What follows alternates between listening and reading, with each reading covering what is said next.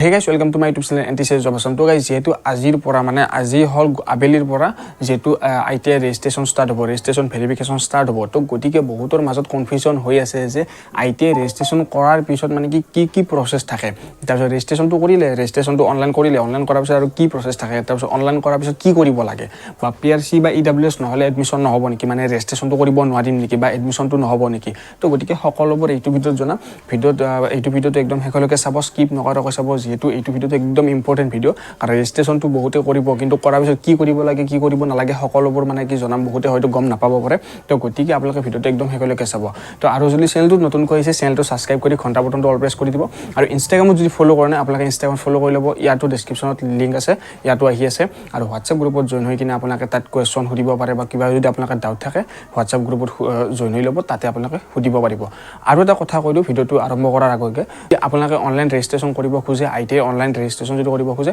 আপোনালোকে মোক কন্টাক্ট কৰিব অতি কম পইচাতে আপোনালোকে কৰিব পাৰিব তো গতিকে যিসকলে অনলাইন ৰেজিষ্ট্ৰেচন কৰিব তেওঁলোকে মানে কি কন্টাক্ট কৰিব পাৰে তো এতিয়া মই আপোনালোকক জনাইছো যে ITI ৰেজিষ্ট্ৰেচনটো কৰাৰ পিছত কি প্ৰচেছ থাকে তো চাও যেতিয়া আপোনালোকে ITI অনলাইন যেটো আজি হল 22 মে তো 22 মেৰ পৰা 10 জুনলৈকে কৰিব পাৰিব 10 জুনলৈকে কৰিব পাৰিব তো গতিকে এই কেইটা ভিতৰত এই দিন কেইটাৰ ভিতৰত মানে কি ৰেজিষ্ট্ৰেচনটো কৰিলে তো আজি যেটো ৰেজিষ্ট্ৰেচন ৰেজিষ্ট্ৰেচন আজি কৰাৰ পিছত অহা কালি আপোনালোকে ভেৰিফিকেচন কৰিব পাৰিব মানে আজি ৰেজিষ্ট্ৰেচনটো কৰিলে আজিৰ পৰা 10 তাৰিখৰ ভিতৰত ৰেজিষ্ট্ৰেচনটো যেতিয়া কৰিব ৰেজিষ্ট্ৰেচনটো কৰাৰ পিছত মানে আজি ৰেজিষ্ট্ৰেচনটো কৰাৰ লগে লগে ভেৰিফিকেচনটো কৰিব পাৰিব কিন্তু ভেৰিফিকেচনটো আপোনাৰ অনলাইন নহয় কোনো ধৰণৰ অনলাইন নহয় এটো হল অফলাইন হ'ব অফলাইন ভেৰিফিকেচন হ'ব কাৰণ ৰেজিষ্ট্ৰেচনটো অনলাইনে হ'ব ৰেজিষ্ট্ৰেচনটো অনলাইন কৰাৰ পিছত কিন্তু ভেৰিফিকেচনটো অফলাইন কৰিব লাগিব এইটো কথা মনত ৰাখিব ভেৰিফিকেচনটো অফলাইন ক'ত কৰিব যে নিয়াৰেষ্ট গভৰ্নমেণ্ট ITI কলেজ মানে ওচৰৰে হওক বা দূৰৰে হওক যিকোনো গভৰ্নমেণ্ট ITI কলেজত গৈ পিনে ভেৰিফিকেচনটো কৰিব লাগিব কিন্তু এটো গভৰ্নমেণ্ট ITI কলেজ হ'ব লাগিব তো ITI কলেজখন গভৰ্নমেণ্ট হ'ব লাগিব গভৰ্নমেণ্ট হলে তেতিয়া মানে কি ভেৰিফিকেচনটো কৰিব পাৰিব তো ৰেজিষ্ট্ৰেচনৰ যিখিনি ডকুমেন্টছ মানে কি কৰিব ডকুমেন্টছ দি পিনে কৰিব ৰেজিষ্ট্ৰেচনটো তো সেইখিনি ডকুমেন্টছ লৈ গৈ পিনে ভেৰিফিকেচনটো কৰিব লাগিব অফলাইন তো ৰেজিষ্ট্ৰেচনটো যেতিয়া কৰে মানে এই 22 মেৰ পৰা 10 জুনৰ ভিতৰত যেতিয়া ৰেজিষ্ট্ৰেচনটো কৰে তাৰ পিছতে ভেৰিফিকেচনটো কৰিব লাগিব হেতু অফলাইন ভেৰিফিকেচন কৰিব লাগিব যদি ভেৰিফিকেচন নকৰে তেতিয়া কোনো ধৰণৰ মানে কি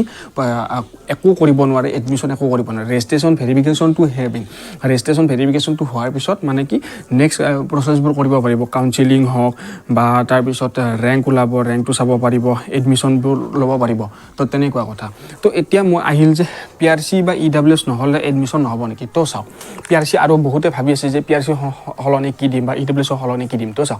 PRC বহুতে বনাব দিছে কিন্তু বহুতৰে PRC অহা নাই বহুতে বনাব দিছে কিন্তু এতিয়ালৈকে অহা নাই কিন্তু যিসকলে PRC বনাব দিছে যিসকলৰ যেটো এখন ৰিসিভ আছে যিখন ৰিসিভ থাকিব PRC বনোৱা ৰিসিভখন থাকিব সেই PRC বনোৱা ৰিসিভখনে দি মানে কি অনলাইন ৰেজিষ্ট্ৰেচন কৰিব পাৰিব অনলাইন ৰেজিষ্ট্ৰেচন কৰা হোৱাৰ পিছত PRC খন এডমিশনৰ টাইমত লাগিব এডমিশনৰ টাইমত যেটো এডমিশনটো মিনিমাম আৰু এমাহ থাকিব ৰেজিষ্ট্ৰেচন ভেৰিফিকেচন হোৱাৰ পিছত যেটো আৰু মানে ৰেংক ওলাব তাৰ পিছত কাউন্সেলিং হ'ব তাৰ পিছত ৰিজাল্ট ওলাব তাৰ পিছত এডমিশন হ'ব মিনিমাম এমাহ থাকিব তো এমাহৰ ভিতৰত PRC আহি যাব টেনচন ল'ব নালাগে কিন্তু যিসকলে PRC খন বনাব দিছে এখনটো ৰিসিভ পাইছে সেই একনলেজমেন্ট লেটাৰখনে দিয়ে ৰিসিভখনে দিয়ে মানে কি ৰেজিষ্ট্ৰেচনটো কৰিব পাৰিব যদি তাতে যদি দিব খোজে দিব পাৰিব তাৰ পিছত PRC খন এডমিশনৰ টাইমত লৈকে আহি যাব তো ফাৰ্স্ট কথা হেতু PRC খন যদি মানে PRC যদি নাই PRC খন বনাই কিনে যেতিয়া ৰিসিভখন থাকিব ৰিসিভখনে দি কৰিব পাৰিব আৰু EWS লাগিব নেকি EWS কম্পালসৰি নেকি সো EWS সেই সকলে পায় যিসকলে জেনাৰেল ক্যাটেগৰী হয় জেনাৰেল কাষ্টৰ হয় তেওঁলোকে হে EWS খন পায় গতিকে EWS দিলে দিব পাৰে নিদিলে কোনো প্ৰবলেম নাই দিলে তেতিয়া 10% কোটা থাকে তো 10%ত মানে কি তেনেকে চান্স পোৱা থাকে যে কম পাৰ্সেন্ট থাকিলো